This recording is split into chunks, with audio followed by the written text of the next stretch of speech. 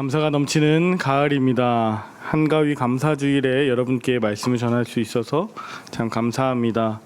많은 분들이 고향에 부모님을 뵈러 가시기도 하고 또 여행길에 오르시기도 하셨습니다. 어떤 분들은 편안한 쉼을 누리는 그런 연휴로 보내실 것이고, 또 어떤 분들은 그 일상을 위해서, 다른 사람들의 일상을 위해서 또 열심히 일하기도 하실 것입니다. 제가 어제 저녁에 퇴근을 하려고 보니까 우리 버스 기사님들 언제 쉬세요? 여쭤보니까 항상 이제 말 걸어주시는 우리 기사님이 있습니다. 김영배 기사님이라고. 저는 이번 연휴에 계속 일해요. 그래서 토요일, 주일, 월요일, 화, 수, 목 계속 일하시고, 원래 금요일 날 이제 하루 쉬시는데 계속 이제 일하실 것 같다고. 그래서 저한테 오갈 곳 없는 실향민이 된 기분입니다. 그래서 잠깐 그런 말씀을 나누고, 그래도 오가시는 많은 분들 또 열심히 안전하게 태워주시면서 마음에 그 너무 많은 그 슬픔 잊지 않도록 같이 이야기 나누고 기도하는 시간을 가졌는데요. 찾아가실 곳이 있으시든 없으시든, 그리고 이미 떠나셨건 영상으로 예배드리시건 관계없이 어디 어느 자리에서라도 우리 연락할 수 있잖아요. 서로 감사합니다. 지금의 내가 있는 이 열매의 모습은 부모님 덕분입니다. 형제 자매 덕분입니다. 권사님 장로님 덕분입니다. 라고 인사하면서 감사의 열매가 풍성할 수 있으면 좋겠어요. 오랜만에 만났지만 보기 싫은 사람 억지로 만나는 것보다 안 만났지만 인사로 감사합니다라는 이야기를 듣는 게 어쩌면 더 필요한 시간일 수도 있겠다라는 그런 생각을 또 해보게 됐는데요.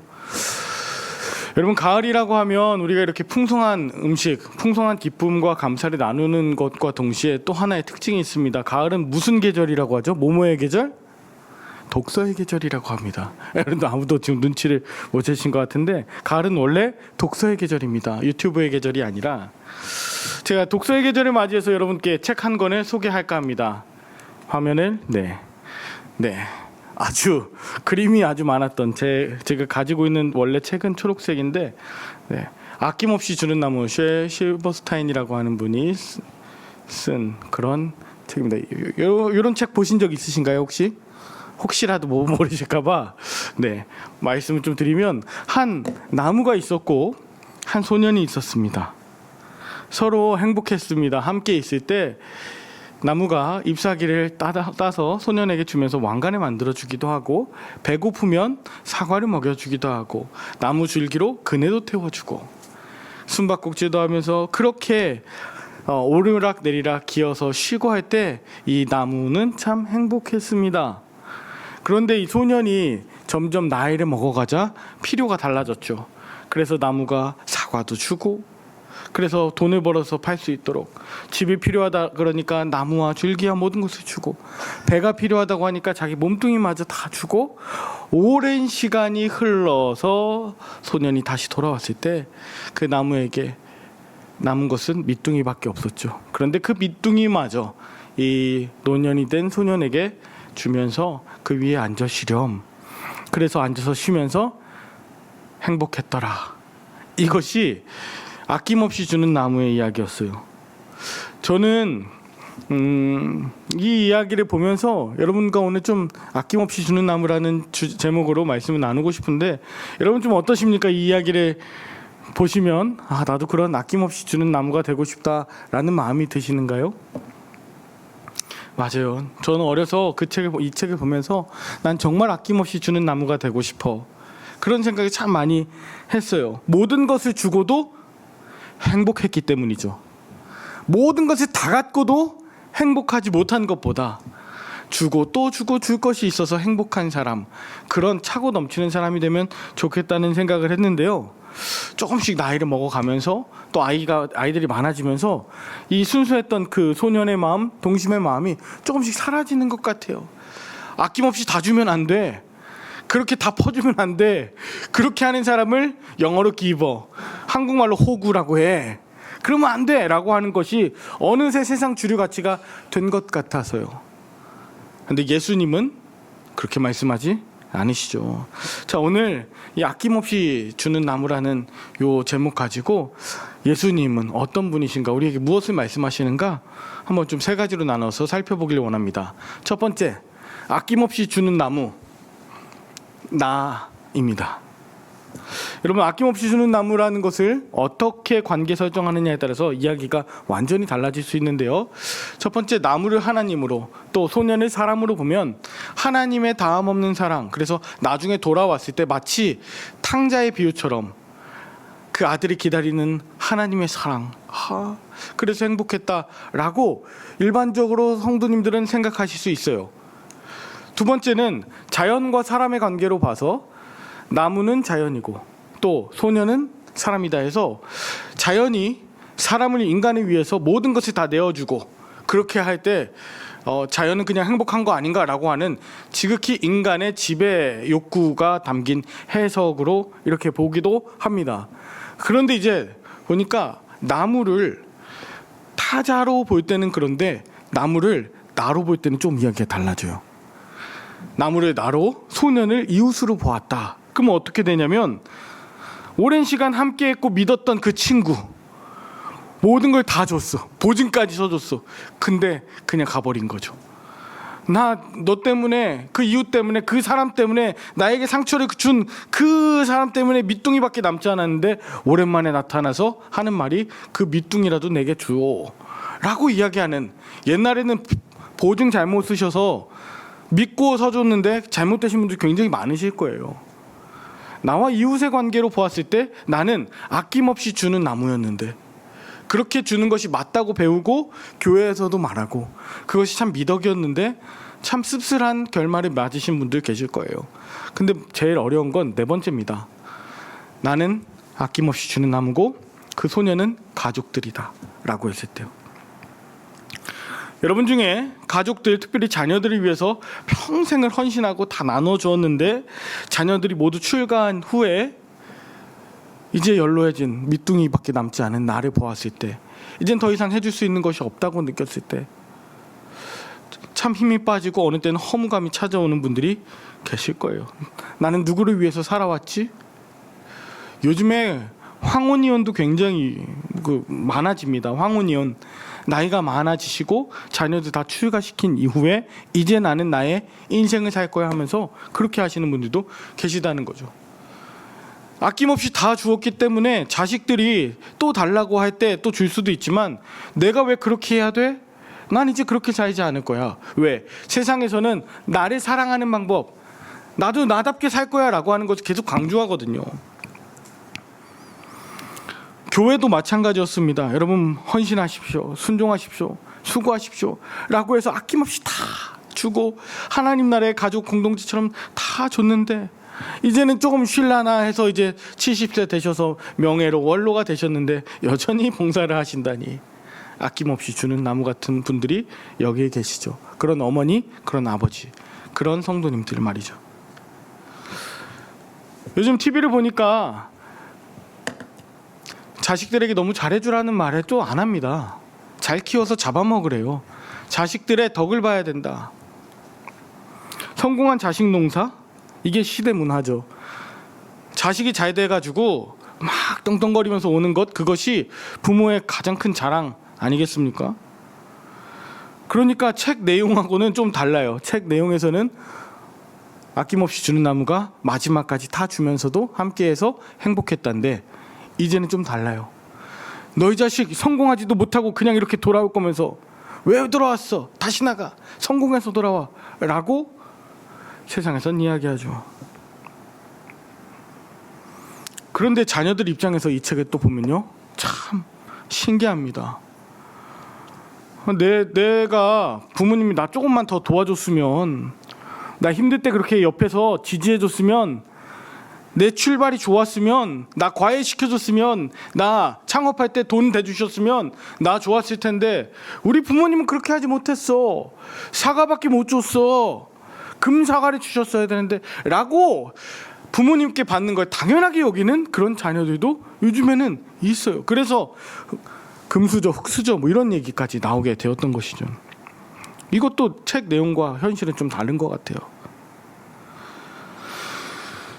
자, 노년이 된 소년이 아무것도 바랄 것 없이 나무에게 찾아와서 나무와 함께 있는 것, 그것으로 행복했는데, 우리 자녀들은 부모님께 갔을 때, 또 우리 자녀들이 우리에게 왔을 때 줄 것이 없으면 함께 하는 것도 불편해하고, 성과가 없으면 자녀들이 향해서 아이고 너 내가 그렇게 다 해줬는데 공부도 못하고, 너 짝도 제대로 못 만나고, 짝 만났어도 애도 제대로 못 낳고, 하나밖에 못 낳고, 아들도 못 낳고 딸만 낳고, 뭐 이런 얘기들로 계속 평가하고 계속 상처를 준다는 것이죠. 언제까지 그러실 건데.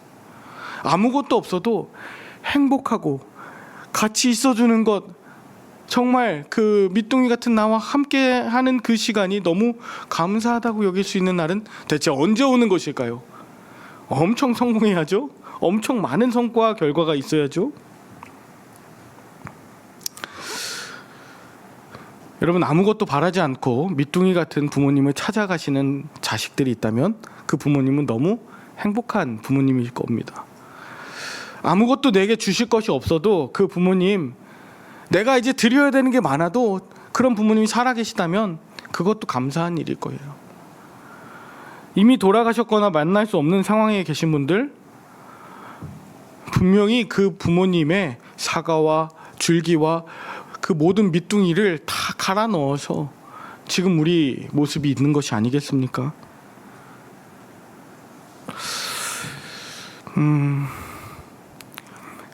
이 아낌없이 주는 나무를 계속 묵상하다 보니 결혼한 부부의 관계도 좀 볼 수 있겠더라고요. 아내에게 모든 것을 다 주겠습니다. 모든 것을 다 해주겠습니다. 결혼할 때는 그렇게 하는데요, 실제로 마음은 달라요. 이 사람은 내게 무엇을 해줄 수 있을까? 저 사람이 가진 재산과 저 사람의 교육 수준과 저 사람의 수입은 얼마나 되는가? 이해 득실을 따지고 계산하고 결혼하죠. 나에게 무엇을 얼마나 줄 수 있는가를 더 많이 생각합니다. 그러다 보면 서로 맞벌이 하게 되고, 또 자녀도 같이 키우게 되고, 가사도 같이 하다 보면 서로 너무 힘들어서 나를 위로해주고 아낌없이 주는 나무 같은 존재를 그리워하게 되죠. 서로가 그런 존재가 못 될 때는 가차없이 갈라서기도 합니다. 서로 연약해져 있는 상태에서 상대가 나를 아껴주지 않는다, 예전처럼 많이 채워주지 않는다라는 생각이 들 때 쉽게 상심하기도 하고, 또 아낌없이 주는 나무가 되고 싶은데, 아낌없이 주는 나무가 되어야만 하는데 나는 왜 줄 수 있는 것이 없을까 스스로 좌절하기도 해요. 요즘 저는 이혼 숙녀 캠프라는 걸 가끔 보는데요, 거기 보면 아낌없이 달라고 하는 사람들이 있는가 하면 아낌없이 지금 주고도 있는데 자존감이 바닥으로 낮아져서 종처럼 사는 그런 사람들도 있더라고요. 둘 다 행복해 보이지 않았어요. 그래서 제가 깨달은 것이 있습니다. 함께 있는 것 자체가, 줄 수 있는 것, 주지 못하는 것 결과와 상관없이 함께 하는 것 자체가 가장 큰 행복의 시작이고, 또 더 중요한 건 아낌없이 주는 나무는 아무나 하는 것이 아니다. 솔직히 봤을 때 아낌없이 주는 나무같이 되라고 저는 저 스스로 되고 싶었지만, 아낌없이 주는 나무가 되려면 내게 열매가 많아야 되고 다 주고도 행복할 수 있는 마음의 준비가 되어 있어야 되는데, 나는 그것도 없고 나는 그런 마음의 준비도 돼 있지 않은데 아낌없이 줘야 된다고 하는 강박관념이 있으면 그거는 행복의 지름길이 될 수 없어요. 자, 그런 분들, 내게 열매도 많지 않고 내게 밑둥이밖에 남지 않은 것 같고 내게 떠나간 소년, 외로움과 고독이 가득한 것 같은 그런 여러분들, 오늘 두 번째 한번 좀 보시면 좋겠어요. 공감이 행복의 시작이에요. 공감받고 싶고 공감받아서 여러분 치유받으셔야 돼요. 우리가 계속 아낌없이 주는 나무가 되어야 한다는 이런 이야기들을 마치 교회에서도 여러분에게 부담을 드린다면, 제가 여러분에게 그렇게 부담드리고 싶은 마음은 없어요. 여러분은 아낌없이 주는 나무가 되기 전에 그냥 예수님 안에 거하시고 예수님과 함께 하시면 돼요. 뭔가 내 힘으로 열매를 많이 맺는 것보다 더 중요한 건 예수님과 함께 있는 것이죠. 근데 우리는 그렇지 않아요. 교회 다니면서도 또 가정에서 있으면서도 많은 성과를 내길 원합니다. 전도도 잘하고 싶고 저도 마찬가지예요. 아낌없이 주기 위해서 뭔가 열매도 많이 맺고 싶고 교회도 막 얼마 지금 예배 드린 지 많지 않지만 1년 반 정도 이제 됐는데 예배 드릴 때마다 막 은혜로 충만하고 성령으로 충만하고 막 여러분들이 막 눈에서 막 사랑의 불꽃이 튀어나고 막 그러는 어떤 상상들을 제가 희망을 놓지 않고 분명히 그런 상상을 하고 있지만 그거에 대한 그 열매가 제 목적은 아닙니다. 저는 말씀 전하고 예수님과 연결되는 게 1차예요. 근데 어떤 분들은요, 가정에서도 마찬가지예요. 나는 돈도 잘 벌어야 되고 나는 공부도 잘해야 되고 나는 참 멋진 아빠가 되어야 하고 참 멋진 엄마가 되어야 하고 나는 슈퍼맨이 되어야 하고 순종도 잘해야 되고 피곤해도 피곤하면 안 되고 아파도 아프면 안 되고 나는 울기보다 늘 잘 웃어야 돼. 부모님 실망시키면 안 돼. 나는 자녀들한테 무조건 모범이 되어야 해. 나는 잘해야만 해. 완전한 사람이어야만 해. 이런 완전한 강박관념의 완벽주의에 가까운 사람들, 이것이 사실은 교회에 나온 저와 여러분들의 모습, 겉모습이고 또 아빠, 엄마로서 자녀로서 가지고 있는 공적인 모습입니다. 저도 어려서부터 착한 아이여야 하고 부모님께 실망을 시키면 안 되는 그런 존재였습니다. 아버지가 목회를 하시고 개척을 하시고 그리고 교회에 사람들이 많지 않았기 때문에 어떻게 하면 애들을 전도할 수 있을까, 어떻게 하면은 교회에 더 많은 사람들이 와서 예배드릴 수 있을까를 어려서부터 계속 고민했던 것 같아요. 그리고 어떻게 하면 교인들이 떠나가는가도 제 마음에 내가 사고 치면 안 되겠구나. 근데 그런 마음이 있을수록 답답했던 것 같아요. 저는 사랑받고 싶고 저는 더 공감받고 싶고 위로받고 싶고 격려받고 싶은 한 어린아이였는데 완벽한 그런 부담을 계속 가지고 있었습니다. 그러다 보니 악기를 여러 가지를 하게 됐어요. 기타도 치게 되고 드럼도 치게 되고 필요한 자리에 계속 깍두기처럼 가다 보니까요. 여러분들에게도 이미 작년에 말씀드렸던 일이죠. 근데 그때 제가 왜 내가 이렇게 많은 일들을 해야 될까 하나하나 생각하다 보니 그 이유와 원인은 딱 하나, 그냥 사랑받고 싶어서, 공감받고 싶어서, 내 옆에 그렇게 하지 않으면 엄마나 아빠가 사랑하는 사람이 떠날 것 같다는 두려움 때문에 그랬던 것입니다. 여러분 한번 여쭤보고 싶어요. 이 자리에 여러분도 아낌없이 주는 나무로 또한 착한 아이로 그렇게 살아야만 했던 분들, 어미와 아비로 또 착한 자식으로 살아야 했던 그런 분들, 오늘 이 시간만큼은 좀 무장해제를 했으면 좋겠어요. 트로트 가수 중에 제가 오늘 참 이상하죠? 성경 말씀은 이따 딱 한 구절만 읽을 겁니다. 트로트 가수 중에 장윤정이라고 하는 사람이 있어요. 어려서부터 어머나라는 노래로 굉장히 떴습니다. 어머나 어머나 이러지 마세요. 이 노래 아시죠? 저만 아는 것처럼. 어머나 어머나 이 노래가 굉장히 히트를 치면서 어린 나이에 장윤정이라는 가수가 그렇게 인기와 돈을 많이 쌓다 보니까 사람들이 와, 또 트로트를 듣는 대상들은 할머니 할아버지들이시잖아요. 그러니까 이 장윤정이 정말 열심히 또 치열하게 살아왔더라고요. 아는 것 많은 똑똑이 빅히트 가수, 학교에서도 가르치는 교수가 되었죠.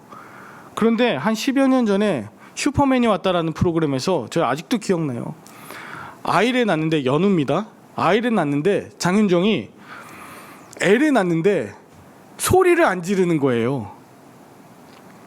분만을 하는데, 출산하는데 소리를 안 내고 아무런 소리도 안 내는 거예요. 그래서 옆에서 보던 그 남편 도경원이 막 울어요.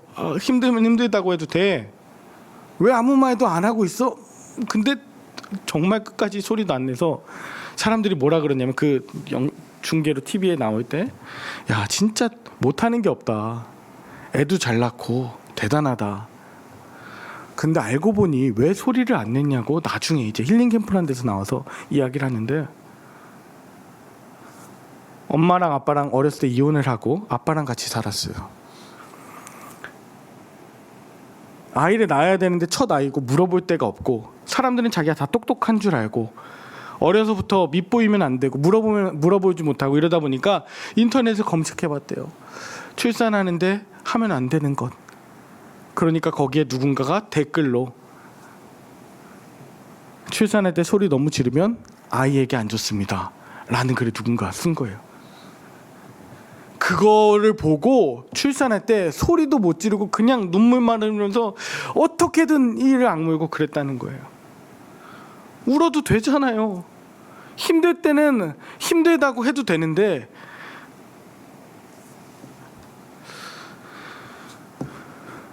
모든 문제를 자기 자신에게서 찾고 해결도 자기 자신에서 찾아요. 착한 아이예요. 그런데 어른이 돼서도 계속 어른 아이예요.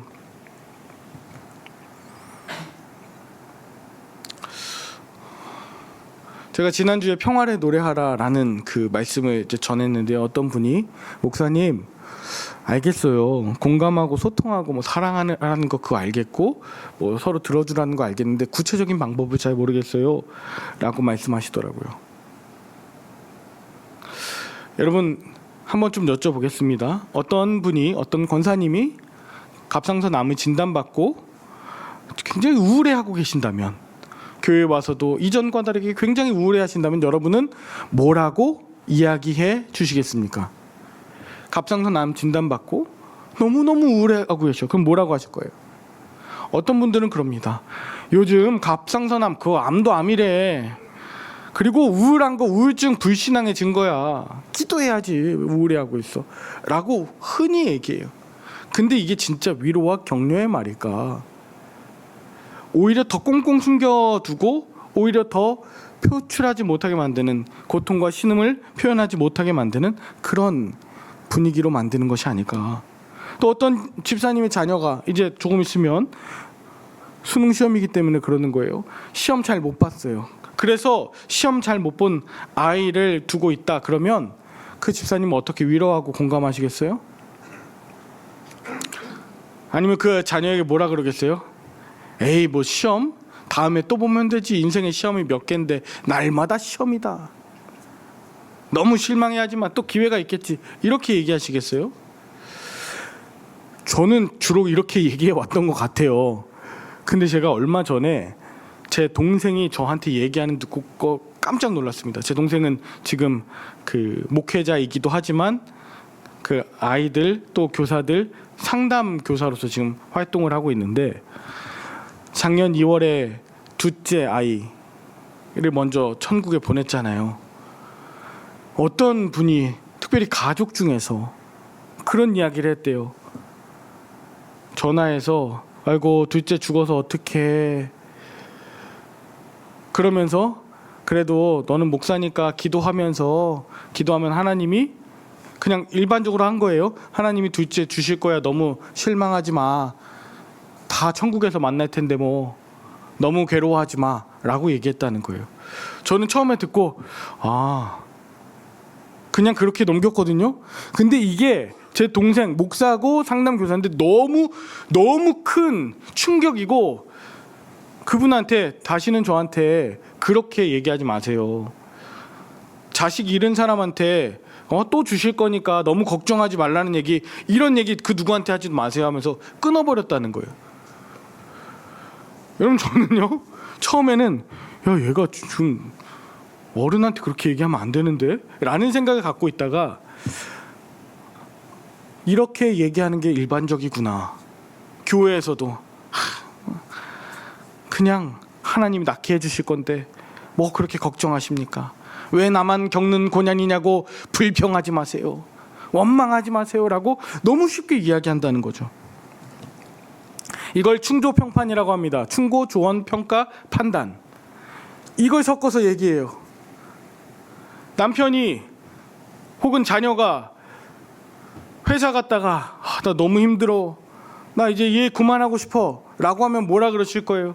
세상에 힘든 게 그것밖에 없어. 돈 벌기 쉬운 줄 알았어? 호락호락하지 않지. 그러니까 내가 똑바로 공부하라 그랬잖아. 내 말만 들으라고. 뭐 이렇게 얘기하시는 분들도 간혹 계실지 모르겠어요. 조금만 더 참아.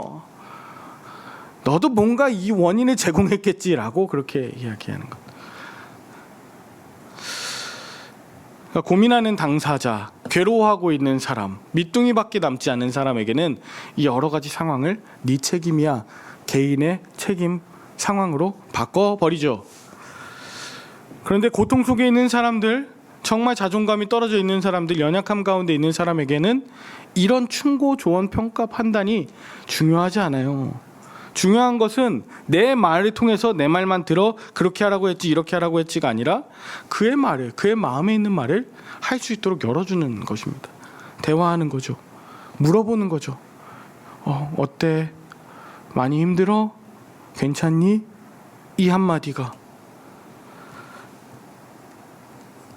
정확한 공감이 너무 필요해요.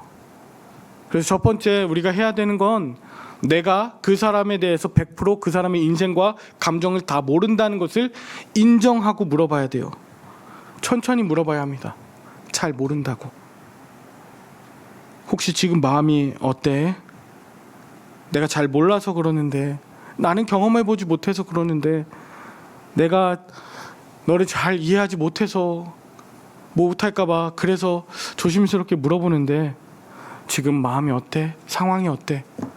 밑둥이밖에 남지 않은 그 사람을 그냥 그 일을 물어보는 거죠. 감정을 물어보는 거죠. 취조하는 듯이 아니고요.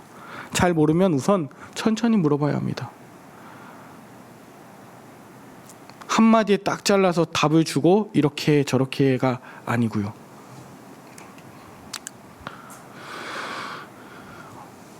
내가 이 집을 나가버려야겠어. 이 일을 당장 때려쳐버려야겠어. 진짜 가만두지 않을 거야. 다 부숴버리겠어 라고 하는 그런 사람들한테 그러면 되냐? 어떻게 그럴 수가 있냐? 말이 되냐? 안 된다! 이게 아니고 많이 지쳤구나. 많이 힘들었구나. 그만큼 많이 절박하구나 라는 그런 마음과 그런 반응이 필요하죠. 사람은 괜히 죽거나 괜히 뛰쳐나가고 싶거나 괜히 다 부수고 싶어 하지 않습니다. 그런 이야기를 꺼낼 때 딱 하나, 나 좀 봐주세요. 내 마음 좀 알아주세요. 그거 하나죠. 그렇게 하지 말아야 될 이유를 100가지도 넘게 스스로 찾아봤을 겁니다. 인정받고 싶어요. 내 감정이, 내 분노도, 내 절망도 인정받고 싶은 것 그대로 그냥 나아가는 겁니다. 너의 감정이 옳다라고 하는 확신을 받으면 그 다음부터 집 나가겠다, 때려 부수겠다라는 마음은 다 사라집니다. 당신이 옳다, 그 모습 그대로 공감해 주는 것이 그 어떤 치료제보다 강력하게 사람의 마음을 되살릴 수 있습니다. 여기까지가 일반적으로 그 상담에서 이야기하는 내용들이에요. 인문학적으로 많이 이야기하는 것들이고요. 근데 오늘 제가 이렇게 하고 나면은 목사님 오늘 뭐 설교한 거예요, 뭐 한 거예요 라고 하실 거잖아요. 자, 세 번째 우리가 해야 되는 것이 있습니다. 그 굉장히 힘들어하는 사람에게 천천히 물어봐주고 그 감정이 옳다는 확신을 주고 우리가 해야 되는 건 마지막 제일 중요해요. 그 마음 그대로 함께 기도하는 것입니다. 이게 세상 사람들과 교회 기독교인들의 차이예요. 어려움을 실컷 나누고 그 아픔에 공감했는데 그러고 헤어지잖아요. 그러면 때로는 수치심이 들어옵니다. 나 그 사람 앞에서 얘기하면서 나 울었어. 나 얘기하면서 그 사람 비난했는데 딴 사람 얘기했는데 두려워요. 근데 그 마음을 다 모아서 주님, 우리 모습이 이대로입니다. 참 연약합니다. 아버지로서, 엄마로서, 자식으로서 참 잘하고 싶었는데 그렇게 못된 이 마음을 그대로 올려드립니다.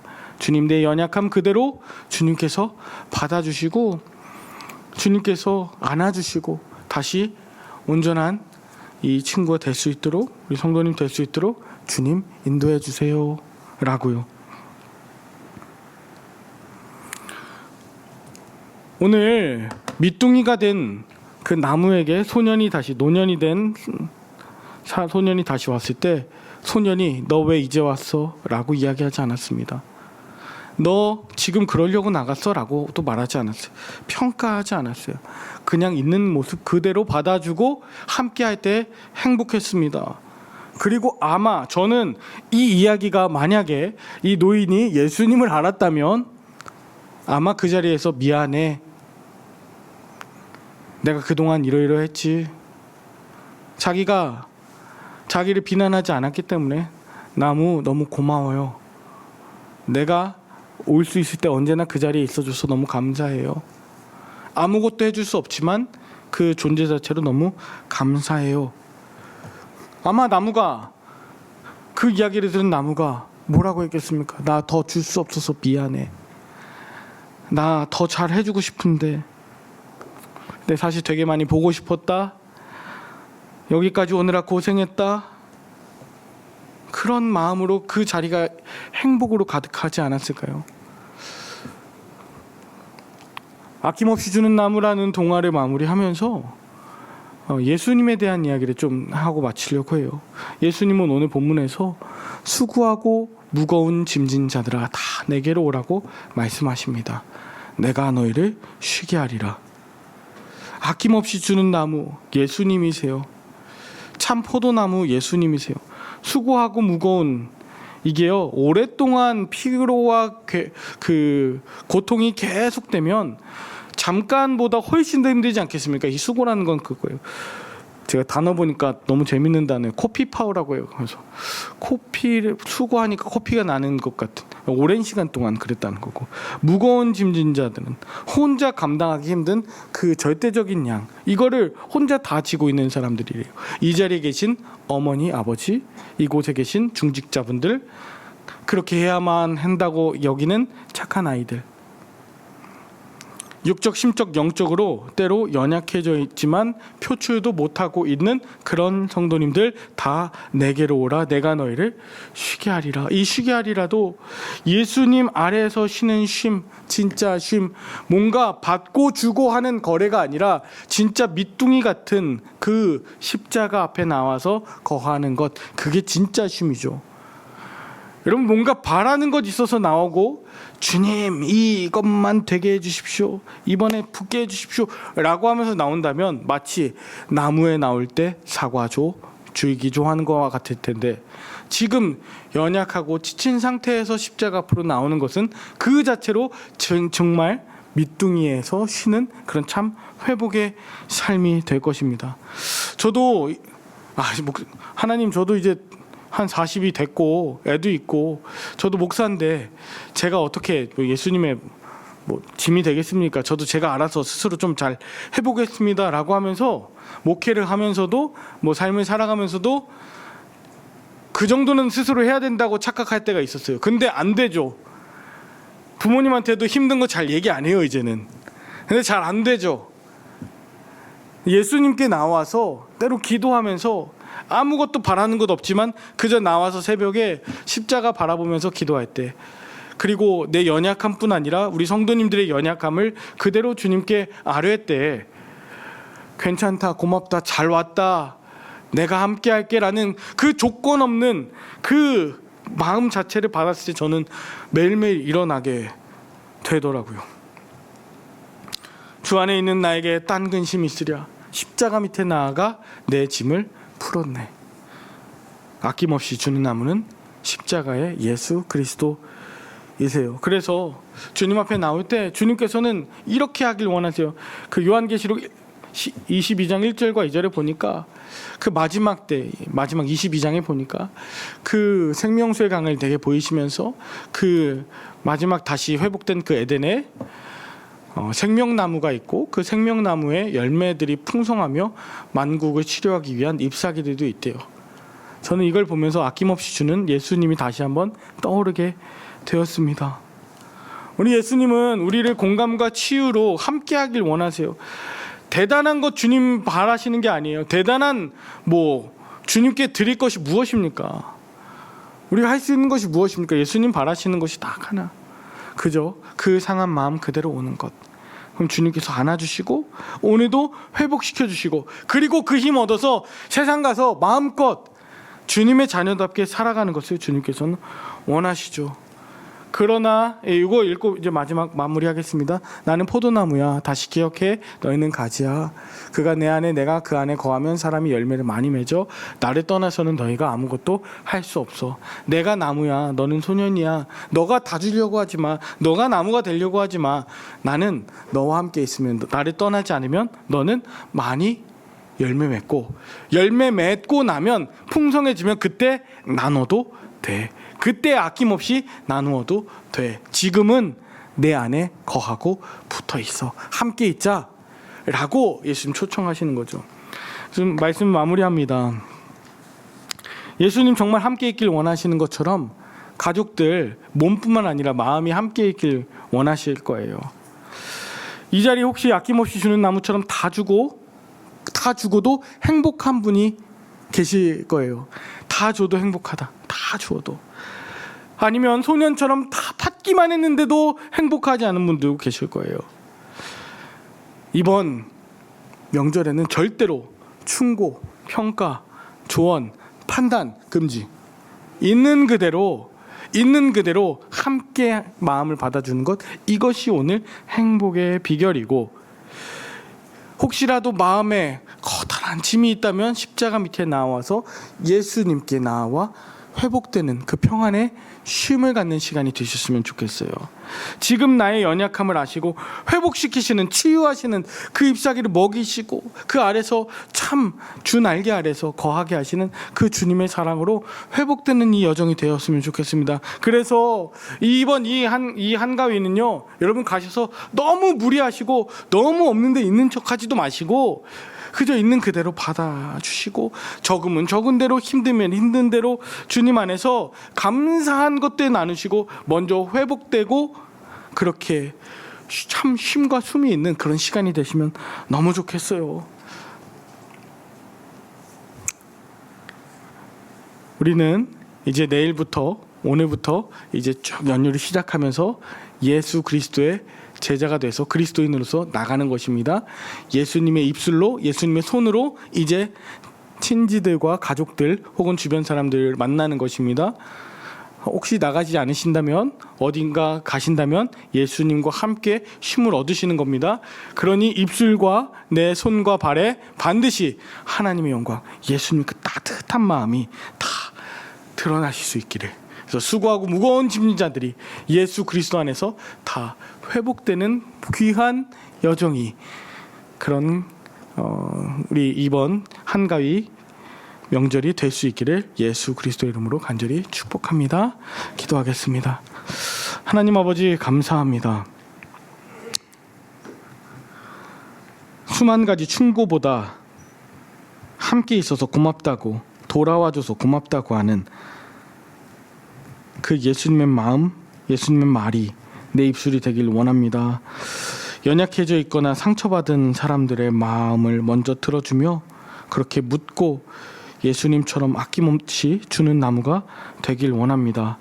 하나님, 그러나 이 시간 이 자리에 밑둥이와 같이 어려워하는 자, 참 쓸쓸해 있는 자들, 주님 우리가 찾아가게 하시고 무난하게 하시고 주님과 연결시키고 기도하여서 주님 참 행복한 교회, 참 행복한 이 명절 될 수 있도록 주님 지혜를 주시고 함께하여 주시옵소서. 우리에게 모든 것 주시고 또 모든 행복의 비밀을 알려주신 예수 그리스도 이름으로 감사 기도 올리옵나이다.